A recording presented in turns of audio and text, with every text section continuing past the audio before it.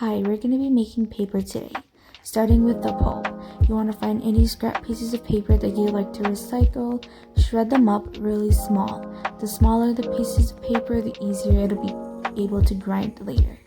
Then just eyeball some water and let your paper soak in for about 45 minutes to an hour depending on your paper's thickness. It is important to let your paper soak all the way through. There's no right measurements. Push your papers down like this if you need, and just let it soak and do its thing.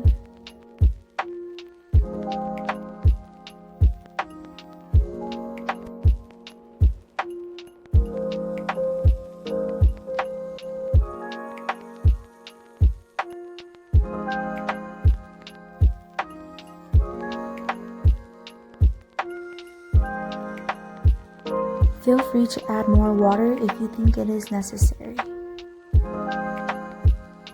After letting your paper soak in the water for about an hour or so, you want to then process it in a food processor or blender, whichever works for you. Add some clean water, and you'll need a lot of water, especially if you're going to pulverize it. The more water you add, the thinner your paper will be. The less water you add, the thicker your papers will be. Because my food processor is a miniature version, I'm doing mine piece by piece and there's no problem. Again, I ran out of water, so you just feel free to add more water as you go.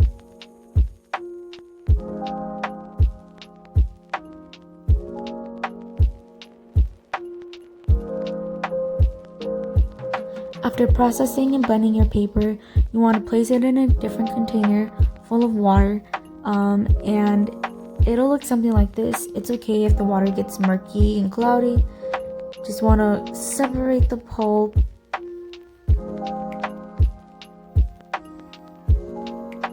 After pulverizing all my pieces of paper, it'll look something like this. I would recommend to process your paper longer so that they don't have big chunks like mine. Feel free by adding food dye, making your paper personalized by adding dried flowers or any accent decors that you'd like in your pieces of paper. Here I just used my dried up graduation flowers and kind of shredded them up into little small pieces. I would recommend to just use a little at a time because I did ended up having a lot of flowers in my paper, which is okay, but I didn't really like the end results of that many flowers in my paper.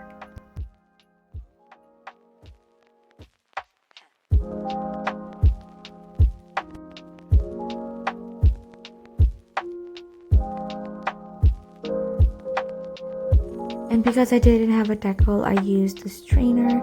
I had a small circular one, so I used that. I scooped some pieces of paper and spread it out.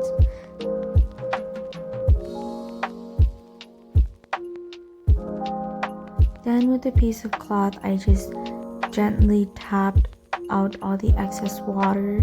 The more water you let out, the easier it'll be to get off the strainer.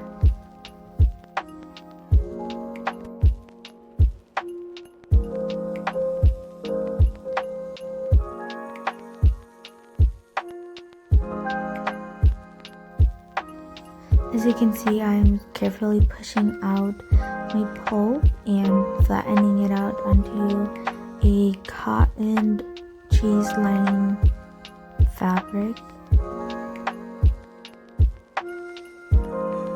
And then I'm taking a clean sponge and I'm gently pressing on top. This is to help take out all the excess moisture and excess water that I did not press out.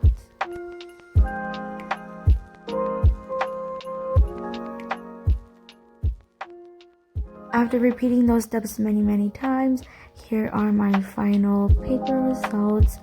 I let them sit and dry for a whole day.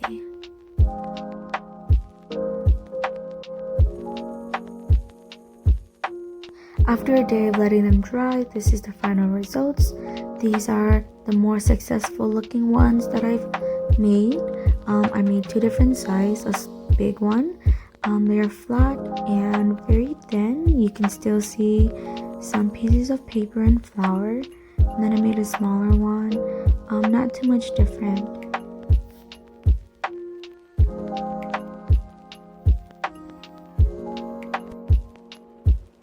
Thank you all so much for watching, and I hope you guys are having an amazing day. Stay safe, wear your mask, and be healthy. Bye guys.